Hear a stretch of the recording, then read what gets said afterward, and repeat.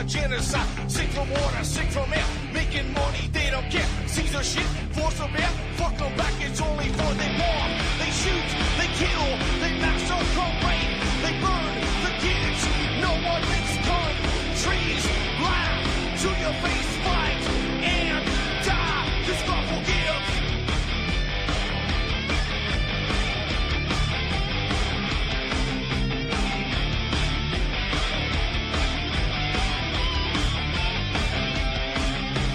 Selling lies and buying time, killing people next in line. Lower classes, social side, they don't matter, genocide. Sick from water, sick from air. Making money, they don't care. See their shit, force a bear. Fuck them back, that's only fair. They bomb, they shoot, they kill, they massacre, rape.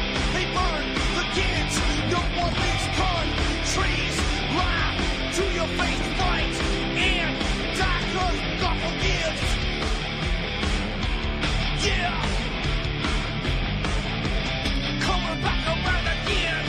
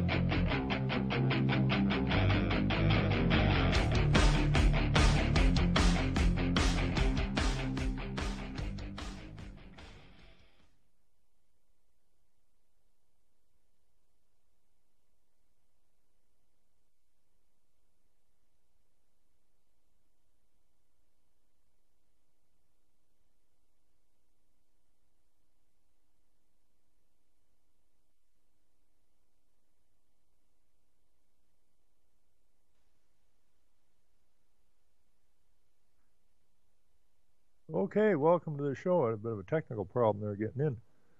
Welcome to the show. This is Rock the Boat right here on UCY.TV. That's the network on the internet. And today is what, the 2nd of 2nd of May? Yeah, it is so. It's cool and raining here. And I see in other places it's even cooler and snowing, so that's pretty good. So I was making an attempt to clean out my Facebook a little bit today, and I think I did a pretty good job last night and today. I'm still, well, I'm down 3, but I put some anti-Jewish stuff in my Facebook today, and one guy threatened to have me shot, and which I didn't think was very nice, but you know how Facebook is and all the rest of the internet.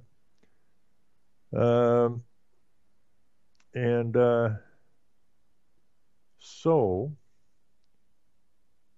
I lost a lot of followers, people that like Rock the Boat Radio, and I had a bit of a run there where my numbers were going down pretty quick, which is fine with me. But I do this every now and again just to try to clean some of these lunatics out.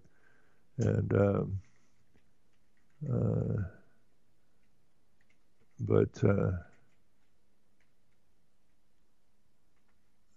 but I'm still doing pretty good.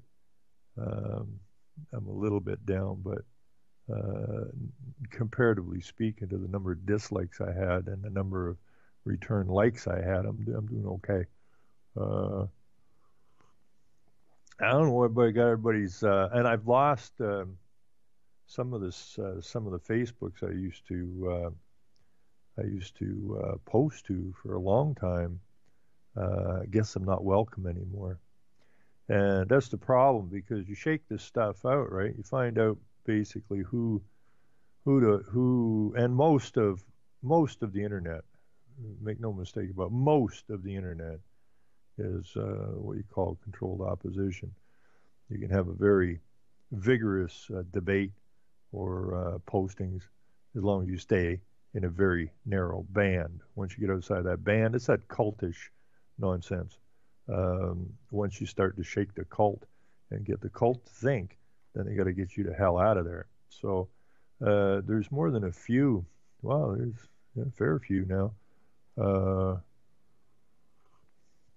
Facebooks that I apparently can't post to any longer, which is fine. Just the way it goes. So I just put this thing in Facebook last night, and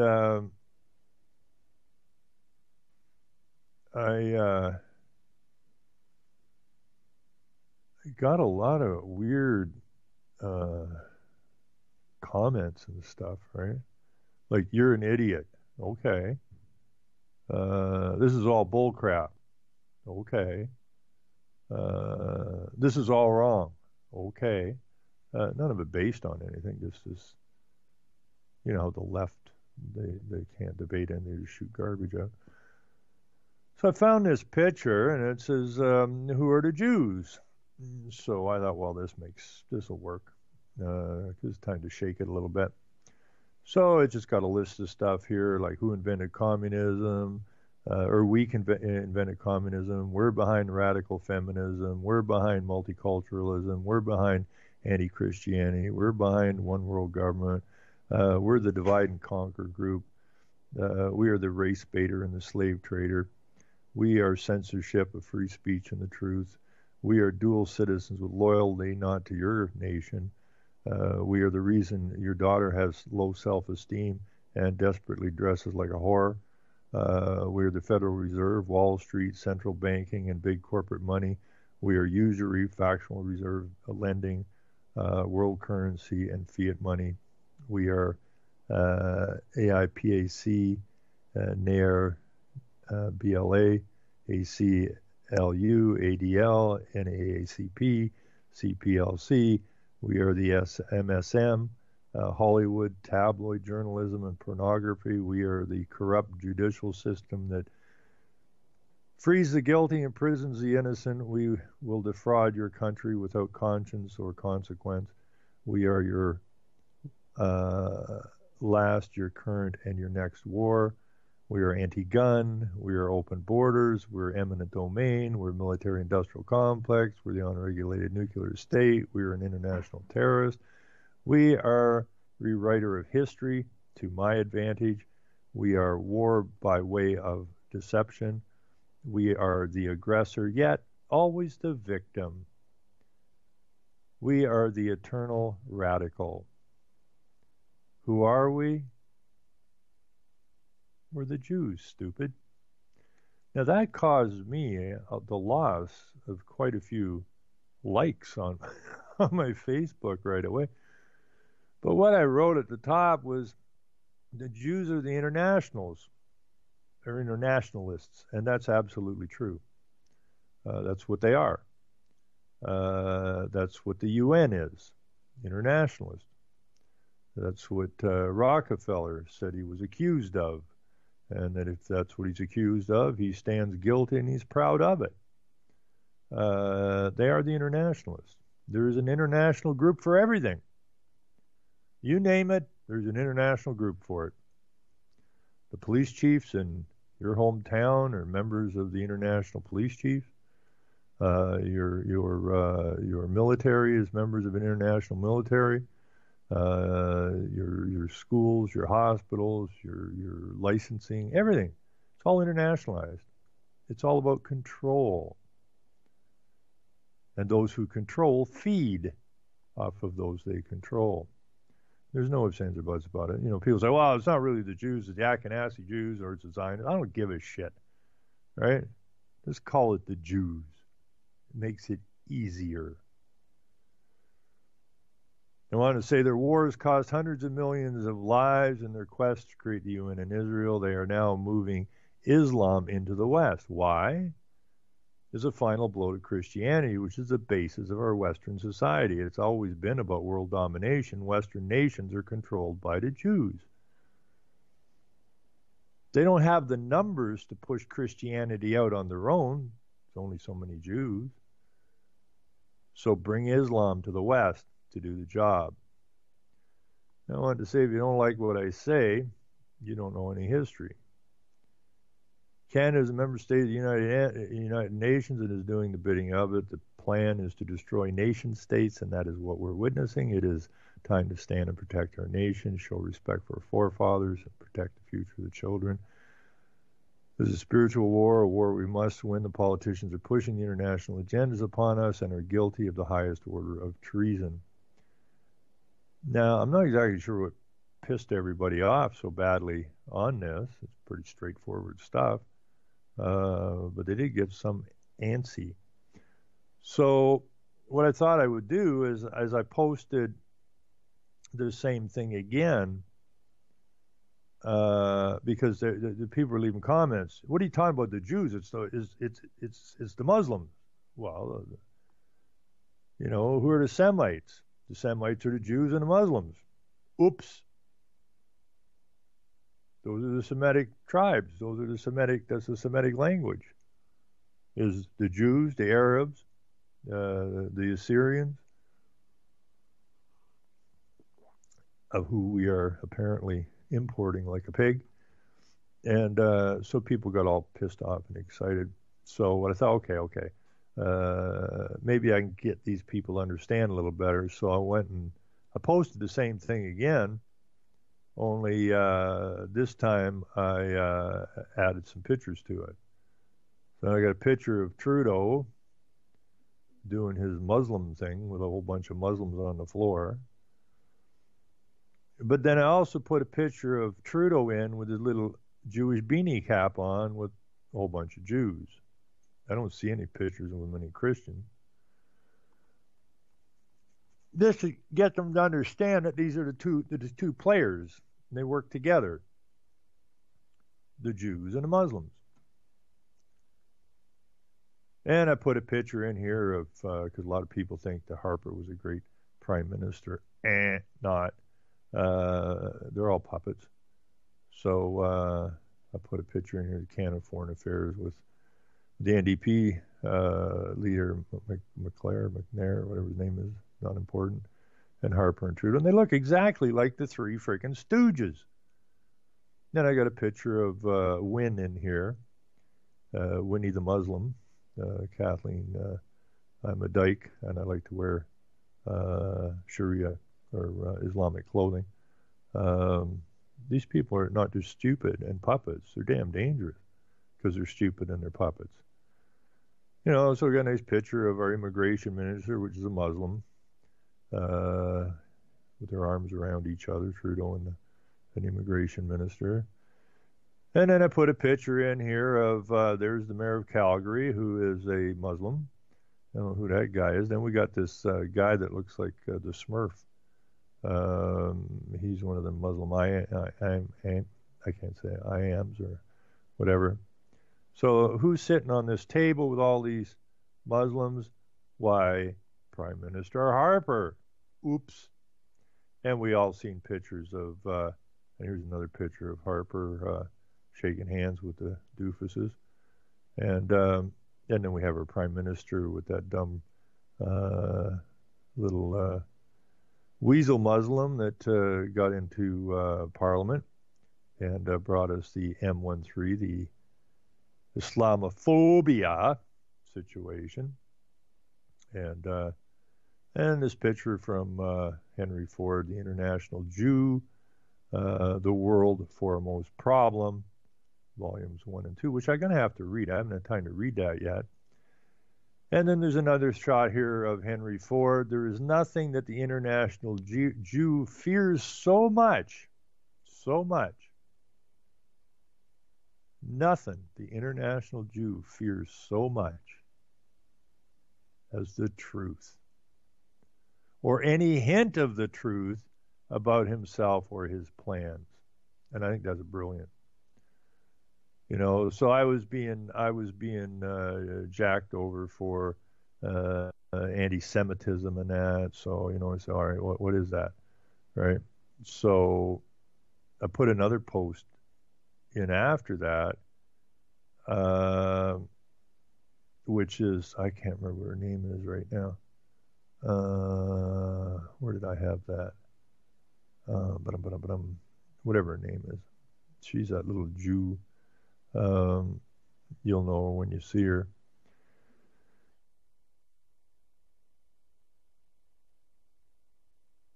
Picked up multiculturalism.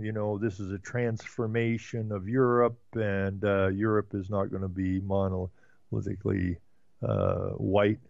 It's going to be whatever we make it. And a lot of people are going to be not happy with the Jews because of our involvement in this, right?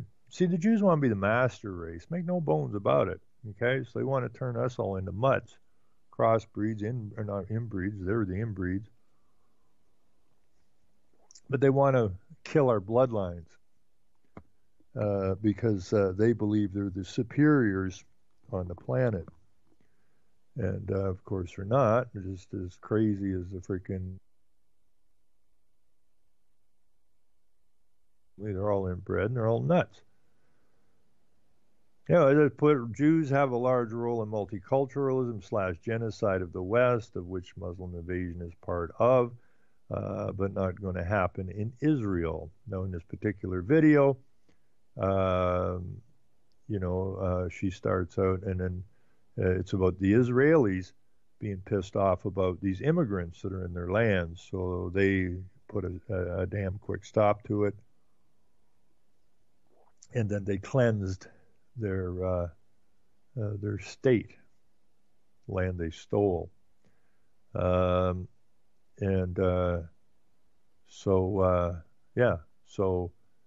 everybody else is supposed to be full of immigrants and migrants from all over Hell's Half Acre except Israel.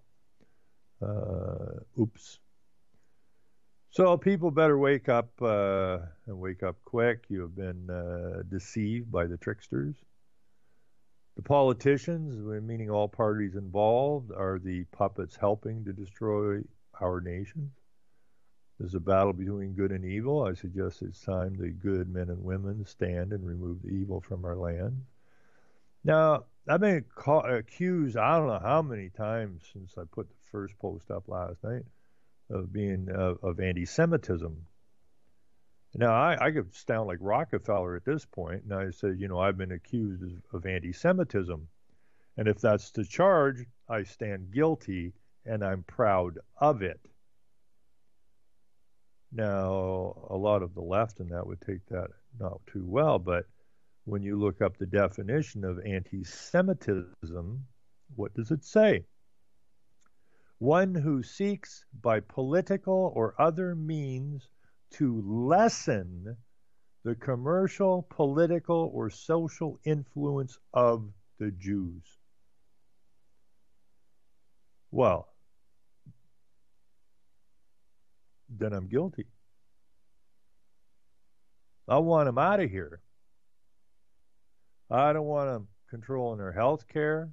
I don't want them controlling our schools. I don't want to control our banks. I don't want them controlling nothing in our land. That's our job, not their job. But they're tricky little buggers. And they're like the weasels and the foxes at the hen house. And the roosters have kind of wandered off somewhere else and haven't guarded the house. And everything important is run from behind the scenes by these people. So if you're accusing me of anti-Semitism, fine. I don't have a problem with that. Because I'm looking for a means to lessen the commercial, political, or social influence of the Jews. If it wasn't for the Jews, there'd be no gay pride parades. If it wasn't for the Jews, we wouldn't have little children saying they're the opposite gender of what they are. Wouldn't happen. Okay, that's what these people do. So yeah, anti-Semitism. Get up on your roof and shout it loud and proud. This is the problem. Now, if you go and I went through some of this before, but uh, we have that was under anti-Semite is what I just read. See, anti-Semitism it says, but I guess so. I'm an anti-Semite because I said one who seeks political means or other to lessen the influence of the Jews. So was it anti-Semitism?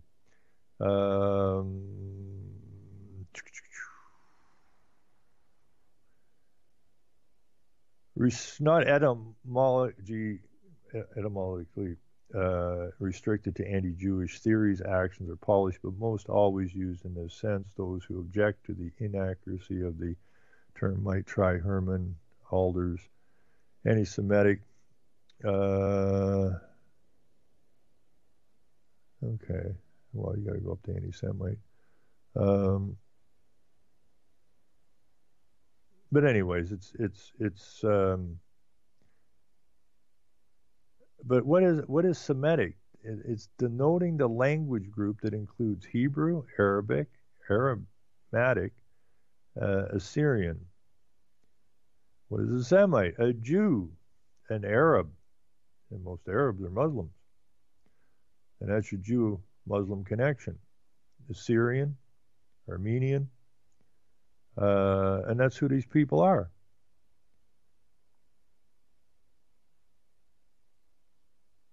Semitism. Okay, what is Semitism? Because the other is anti-Semitism, so what is Semitism or anti-Semite? Semitism is Jewish influence in a society. It's that simple. So if you don't like the Jewish influence in your society, obviously you're anti-Semite or anti-Semitic or anti-Semitism, whatever you want. It's all the same shit. So stick it in your ear, Mr. Jew, because you've been a bad influence on the planet. You have been part and parcel involved in the killing of hundreds of millions of people. You've enslaved way too many people. You've stolen way too much from too many people. Then you're basically a bunch of friggin' schemers and dreamers and tricksters and liars. And, you control our political system, our judicial systems, our banking systems. But that goes back to Rockefeller and some of the other tax-exempt foundations, which is basically own nothing and control everything. It's always about control. And if we don't control our own nations, then what the hell are we? Fools? Must be. But, which takes me to, where did I see that story? Is this it here? There was a story about weed. I don't know if it's in this one or the other one. Let me go see if I can dig this out. There's a story about, it's been 90 years or whatever it has been since maybe it's in the other paper here. But this all leads back to the Jewish influence, I suppose. Let's back up one here and see what we got. Okay, this is the CBC, the Communist Broadcasting Corporation, in Canada. The headline is, Canada made marijuana illegal 94 years ago, and no one's sure why. Well, that's interesting. So Canada made marijuana illegal 94 years ago, and no one is sure why. Canada became one of the first countries to ban a substance virtually no one was using. That's interesting. I have a picture of Reefer Madness up here and stuff. And so University of Guelph professor who penned a book on the history of illegal drugs in Canada says after nearly a century of marijuana prohibition, no one is really sure why it was made illegal in the first place. Well, this is a University of Guelph professor who penned a book, but no one's sure why marijuana or cannabis was banned. Bullshit. I don't know if it says. Does it even give the name of this guy? I don't even see his name here. We'll have to see if it shows up. So use these ambiguous terms. A University of Guelph professor who penned a book.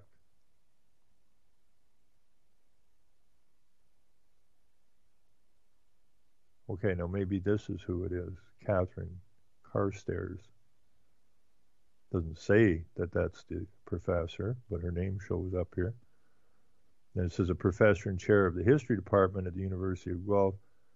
Oh no, a professor and chair of history department at the University of Guelph. Carstairs is the author of the 206 book, Jailed for Possession. But it doesn't, well, maybe this is the book, who knows. She said there are two competing theories as to why lawmakers banned marijuana in Canada in 1923, but both remain little more than speculation because of a lack of historic evidence.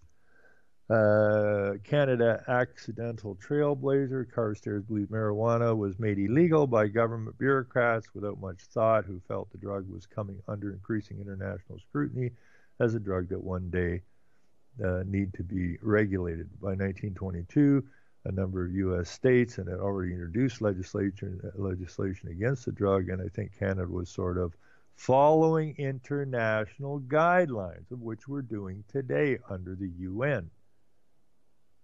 So to say that we are a sovereign nation is a crock of nonsense. We have been under international law for so friggin' long, in this particular case, 90-some years.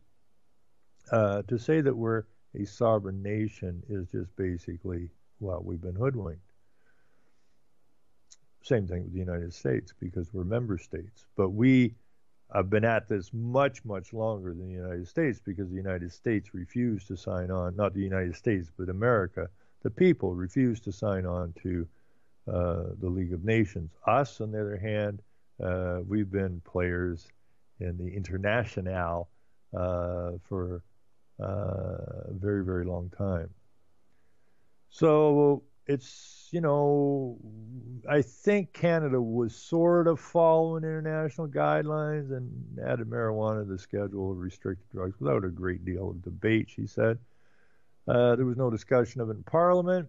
There's almost nothing in the archive records about why they added marijuana. Probably the most plausible explanation is that it was under discussion at the internet level, she said, Carstairs adds that while federal law makers barely knew about the existence of pot, it wasn't something the average Canadian knew much about either.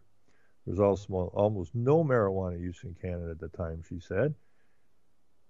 And it goes on, insanity, murder, and the Black Candle. The other theory is one favored by marijuana advocates who argued Canadian women's rights activist Emily Murphy created the war on drug mentality in Canada by convincing federal lawmakers to ban marijuana through the arguments made in her book, The Black Candle, published in 22. The book is a racist, anti-immigration, anti-drug manifesto which exaggerates the ill effects of marijuana as a cause of crime. The Black Candle repeated mainly the myths of marijuana that are in the film Reefer Madness. It argued that marijuana would lead to insanity and murder. While it makes a good story, Carstairs argues there is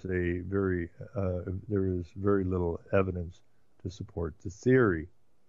I really don't think that's one of the reasons that marijuana became illegal. Murphy's book was really about opium, and the section on marijuana was just a very small piece at the end of the book. I don't think the chapter included, she included marijuana attracted much attention. Canada's first anti-pot sweep. Well, Canada was one of the first countries.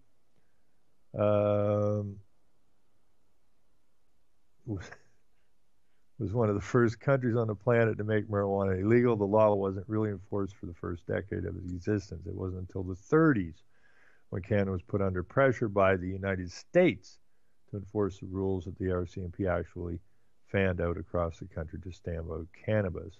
At the time, hemp was a common sight on farms across the country where it often grew wild and was often used by farmers, not as a drug, but as a windbreak to protect crops to prevent soil erosion, according to Carstairs. While Canada was under pressure from the American neighbors to destroy marijuana, one Carville story suggests the rules weren't always enforced to the letter of the law. So the RCMP are going around to people's homes and saying, you have hemp growing wild, we need to take it down. And at least one elderly woman just refuses, recount Carstairs. She's like, this hemp makes my birds sing so sweetly, and I'm not going to cut it down. I insist that my birds have their pleasures. So the RCMP decided they weren't going to mess with her, and she was allowed to keep her hemp. Attitudes have changed. Now, almost a century after it was made illegal, the federal government is now poised to legalize. Okay, now, what's this all about? Right? What is this all about? It's about control. Simple as that. It's about control. And they mentioned opium, and that was the Opium Wars. Okay? In China and that. And it was about control. So, if you look at it, you know, here's one story about why it was banned, and that is because after Prohibition, this is kind of interesting, after Prohibition, that was running around, you know, hitting all the stills and all that stuff, once Prohibition was over, now what?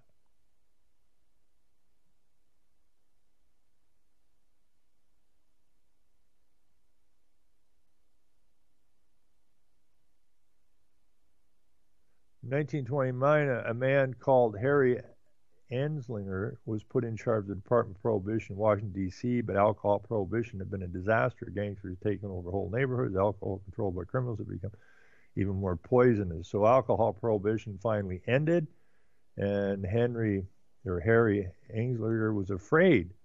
He found himself in charge of a huge government department, bureaucracy, with nothing to do. Up until then, he had said that cannabis was not a problem, doesn't harm people, he explained, and there's no more absurd fallacy than the idea that it makes people violent. But then suddenly, when his department needed a new purpose, he announced he had changed his mind. He explained to the public what would happen if you smoked cannabis. First, you will fall into a delirious rage, then you will be gripped by dreams of an erotic character, then you will lose the power of connected thought. Finally, you will reach the inevitable endpoint, insanity. Marijuana turns man into a wild beast. If marijuana bumped into Frankenstein monster on the stairs, Anslinger warned the monster would drop dead of fright. Harry Anslinger became obsessed with one case in particular in Florida. A boy called Victor Lacta hacked his family to death with an axe. Anslinger explained to America, this is what will happen when you smoke the demon weed. The case became notorious. The parents of the U.S. were terrified.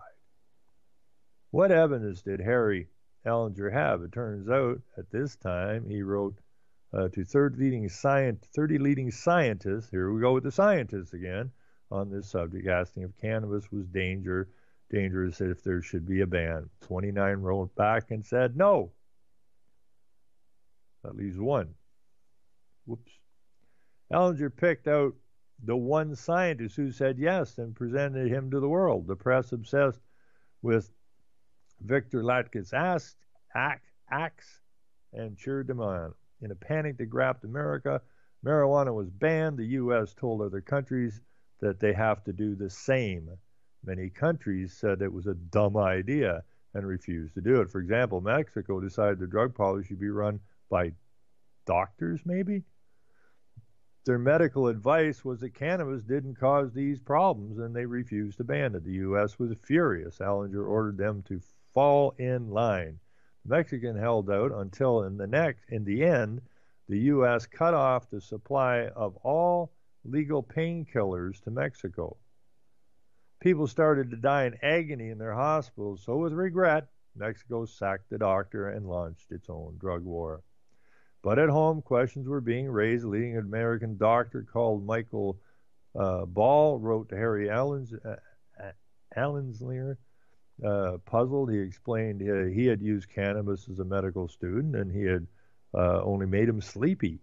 Maybe cannabis does drive a small number of people crazy, he said, but we need to fund some scientific studies to find out. Allinger wrote back firmly, the marijuana evil can no longer be temporized with, he explains, and he would fund no independent science then or ever. For years, the doctors kept approaching him with evidence he was wrong, and he began to snap, telling them they were treading on dangerous ground and should watch their mouths. Today, most of the world is still living with the ban on cannabis that Harry Anslinger introduced in the nationwide panic that followed Victor Laga's killing spree. But there's a catch. Years later, somebody went and looked at the psychiatric files for Victor. It turns out there was no evidence he ever used cannabis. He had a lot of mental illness in his family. They had been told a year before he needed to be institutionalized, but they refused. The psychiatrist never even mentioned marijuana in connection to him. So so does cannabis make people mad? Of course not. But this is the beauty of it. I mean, they do this all the time, right? They do. I mean, if you do this and you look at climate change, it's the same horse shit. Absolutely the same crap. They always use templates. And because they own the media, they can jack people up and get them freaked out. Because, I mean, like at the beginning of that story, like, who even knew what the hell marijuana was? Not too many people. But it's all about control. Now, why do they want to control weed? I mean, here was this lady that had hemp grown. He told them to suck air and get off her property. Because their birds liked it. They sing better when they're chewing on. So, anyways, it goes on to why they want to do this. But the ticket is that I'm gonna just where'd that go? I'm actually gonna just stick that in there. It's kind of a cool little story. Now, where?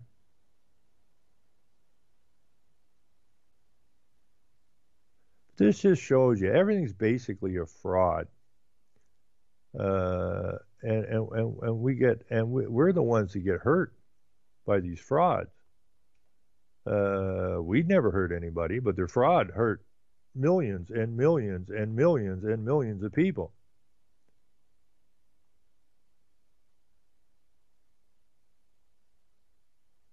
Now we'll find out, well, even eggs, and even when they told you eggs and butter was bad for you, how many people got screwed over by taking these drugs? Oh, your cholesterol's high. You have to take all these drugs. All right, it's all get to have some more pharmaceuticals. Then they turn around and tell you later, well, we weren't quite right. Eggs and butter are actually good for you, but we've been trying to poison you. We had 30 years worth of poisoning you, eating margarine and fake eggs or whatever. But, when you go back and you look, no, I lost where that sucker was. Where did that go?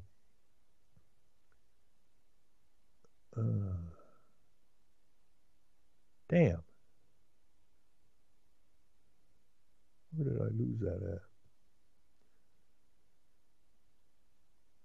Anyways, if I do dig it up again, I got so many links open, it's freaking nuts. Oh, here we go. Why is marijuana banned? Now you go back, and marijuana is criminalized in 1923. Why? Okay, why? Well, because you had the International Opium Convention.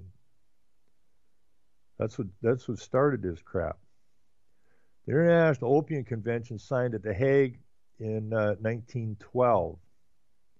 During the first International Opium Conference, it was the first international drug control treaty. It was registered in the League of Nations Treaty Series on January the 23rd, 1922. Okay, which coincides with the banning of weed in Canada. So the writer of the book knows exactly, says, well, you know, it could be one of these or one of those. No, this is exactly why. Okay, exactly why. But being the Communist Broadcasting Corporation, you don't want people to go and read this shit. So you say, we really don't know why it was banned. Of course you know why it's banned, you lying dogs. But then you're university professors, so you're pushing the program. They're pushing the program now to get this legalized, right? Again, for control. Different sort of control, but still the same control. The same thing they did with the liquor. If you go and look in the liquor, they actually poisoned the liquor, okay, and killed a bunch of people with poison liquor, and then, we have to regulate the liquor, and only the government can regulate the liquor because we love you and we're doing this for your safety. Did that same thing in the early 30s in the milk. They had poisoned milk houses, basically, beside the distilleries. And a lot of people got sick from this garbage, and quite a few of them died. Well, we have to regulate this, i.e. control it. So we can put up marketing boards and this and that, of which everybody pays us. This is a Jew kind of tricksy kind of crap. They did the very same thing they did with the liquor, they did it with the milk. So you only drink government liquor and you only drink government milk. So we get to make a lot of money on it, we control it, and if you step outside of this and buy Jimmy's liquor, well, you and Jimmy's going to jail, of which we get paid for that on that end too. It's all about control, it's all about money. So, why we have the first International Opium Conference? Now, this was the United States, Netherlands, China, Honduras, Norway. Let me see. Who's involved in this? It was the United States that convened a 13-nation conference on the International Opium Commission. Why? Why? Well, pharmaceuticals, maybe? I mean, opium, you could just grow it in your yard if you wanted. Grow some poppies. Oh, but it's dangerous. And they don't like competition. Government does not like competition. Right? It's the only, I mean, they have monopoly laws so that you can't run a monopoly unless, of course, it's the government running the monopoly. It's the phoniest damn thing on the planet. It's mafioso. So they come up with the story that is dangerous and we got to regulate it. Meanwhile, the players are going to make a shitload of money on it. And God forbid you should step outside of those regulations, you're screwed. And it is the same thing with weed. Now, why weed? Why hemp? Right? Well, and a lot of this has to do with Rockefeller, you know. I mean, these are the guys that set up the League of Nations. These are the guys that set up Israel and the United Nations. You know, and I don't know which, Grandpa Rockefeller or whatever was a snake oil salesman, selling these elixirs and stuff. And then they got in the oil business. Okay? Now, if you've got hemp, you got competition in the oil business. Okay? Hemp rope was better than nylon rope at the time, and yada, yada, yada, yada. So you have competition. You don't want competition. So they actually grouped cannabis in as a class 1 drug with opium.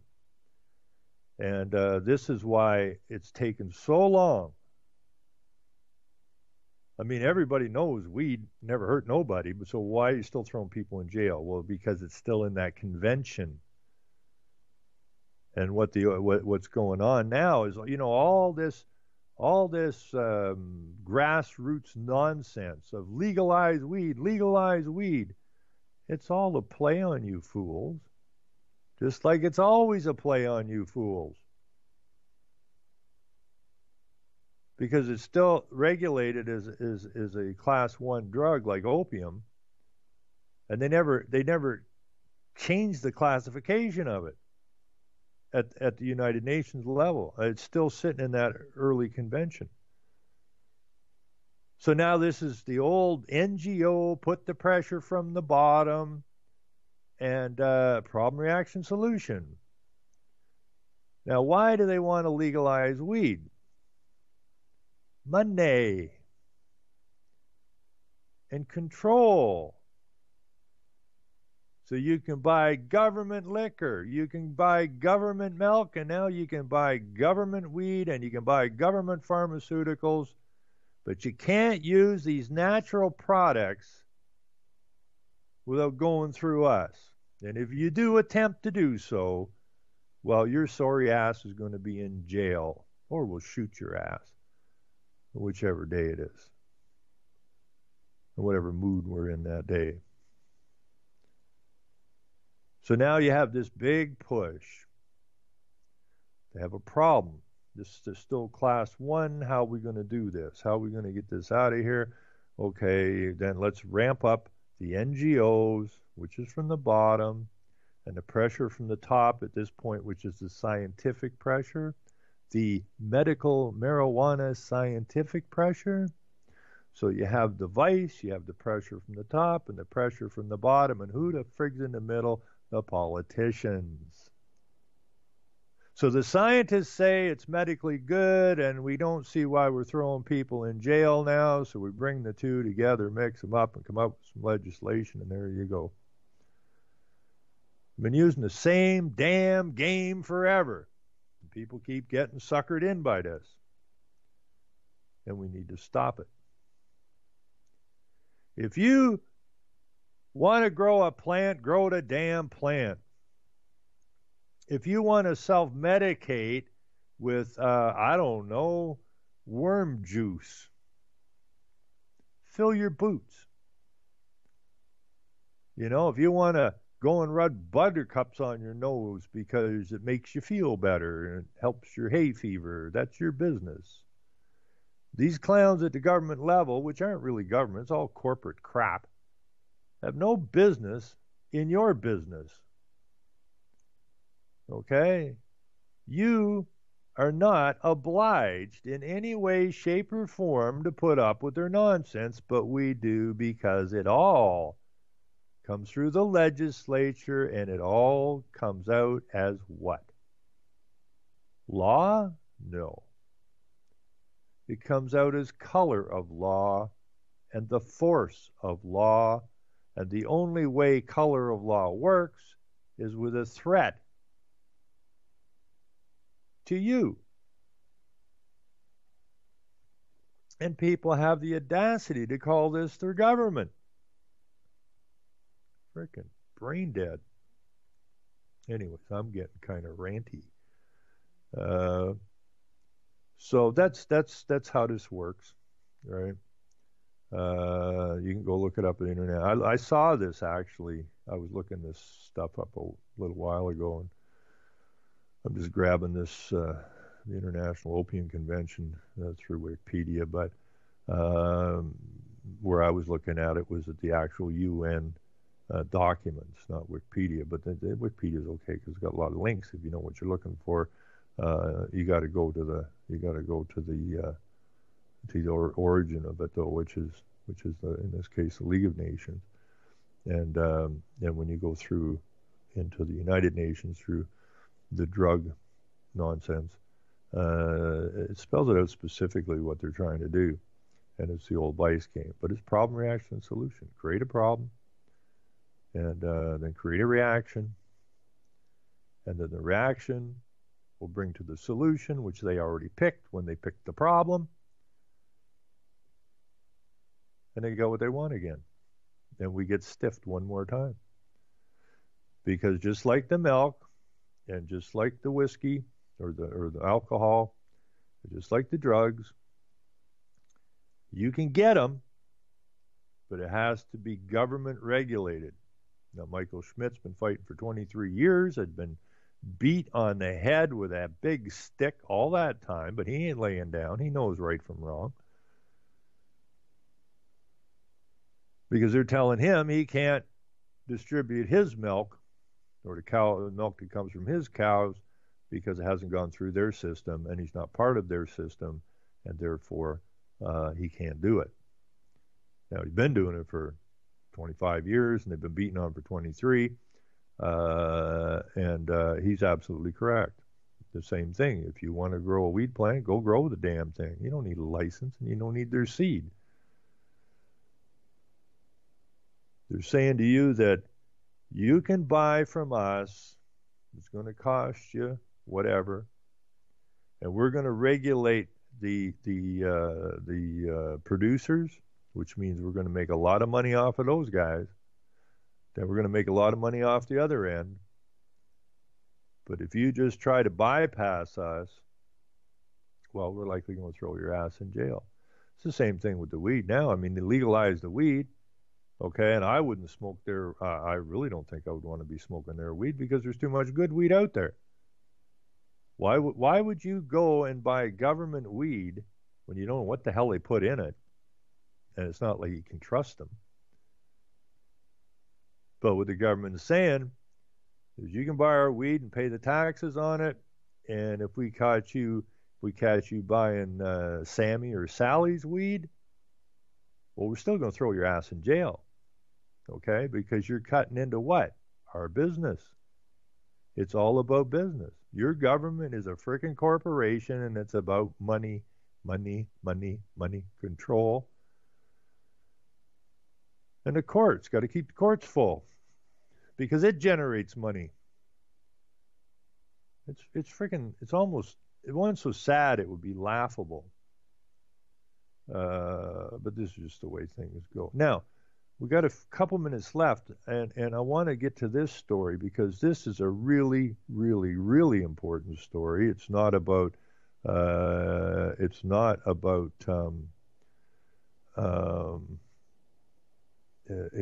more important than the North Korea threat of annihilating the United Nations. It's even more important than that. Because this one's actually ongoing, and the other one's never going to happen. This is so important, and that Yuri, it wasn't Brezhnev, whatever his name was, the KGB guy that came to Canada in the 70s, was warning everybody about what was going on, how they play it out, what the end result's going to be if we don't get our act together. And one of the things they warned us of was to never, ever, ever let a gay person get political power, which we have a lesbian premier.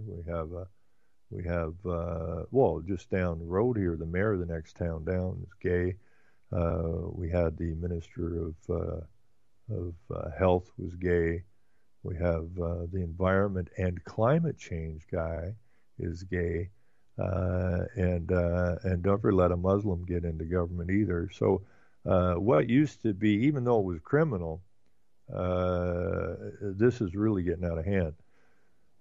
No, this is a very important story. It is transgender candidates hope to break through in British Columbia vote. 4 transgender women on the ballot for the May 9th election. The woman pushing a baby stroller in Vancouver seawall wants to talk about housing, and BC NDP candidate Morgane Auger is happy to oblige. The 42-year-old with a 2.5-year-old, and there's no way I can purchase a home, says the woman, repeating that Auger calls a resounding theme in the downtown riding of Vancouver Falls Creek. Auger reminds the voter of her party's campaign pledge to offer a $400 rebate to renters, and the woman leaves happy. See, that's why I'm not in politics. I may have to go into it, though. I'm going to have to go into it.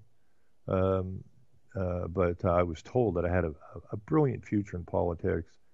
But I can just, if I can just lie to all these people and not give a damn about what's even coming out of my mouth, then I have a brilliant career in politics. But if I actually care about what's coming out of my mouth, I'm going to have a really sore tongue because I'll be biting it all the time.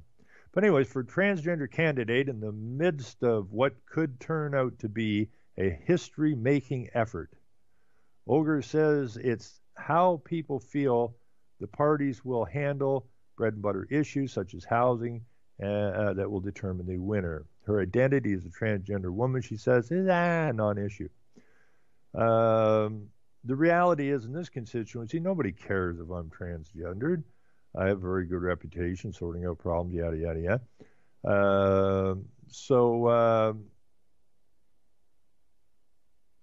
But the paper's referring to these people as she's and hers. But they're guys. And this is what really irritates me. Born in France, earned a degree in mechanical engineering at UBC, and before moving back to Europe to work in the information technology, she fathered 2 children. Now, how could she father 2 children? I mean, this is how friggin' ludicrous this is getting. But then again, this is the Communist Broadcasting Corporation of Canada. But says she moved back to Canada in 2009. In part of the transition to becoming a woman. You cannot transition into a woman from a man. It is impossible. This is how ludicrous this is getting. And do I care what these people are? Not particularly. But I don't want them in my government because these are the people that are going to be making decisions for children in that. And we saw what happened in Ontario when they had policy advisor under Kathleen Wynne in education, turns out to be a pedophile. That's the problem, and we can't have that. Anyway, they're going to stick this story in, and you can read it because I think we're out of time.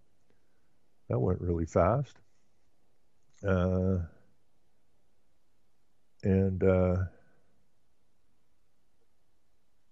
stupid computer. Paste.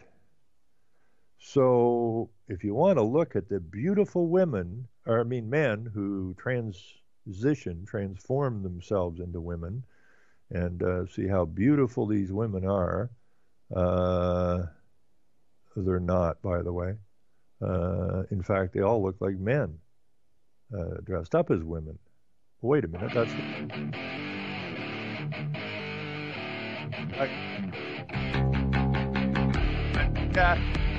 Take care, buddy.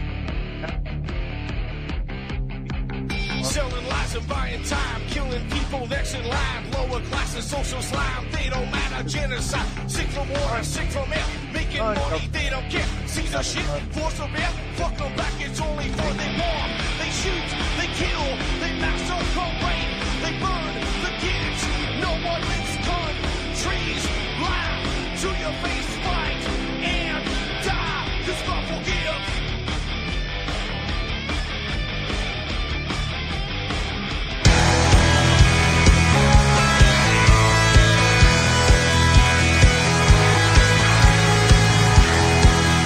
This is Ozzy Skateboard, and you're listening to YouthLive.tv.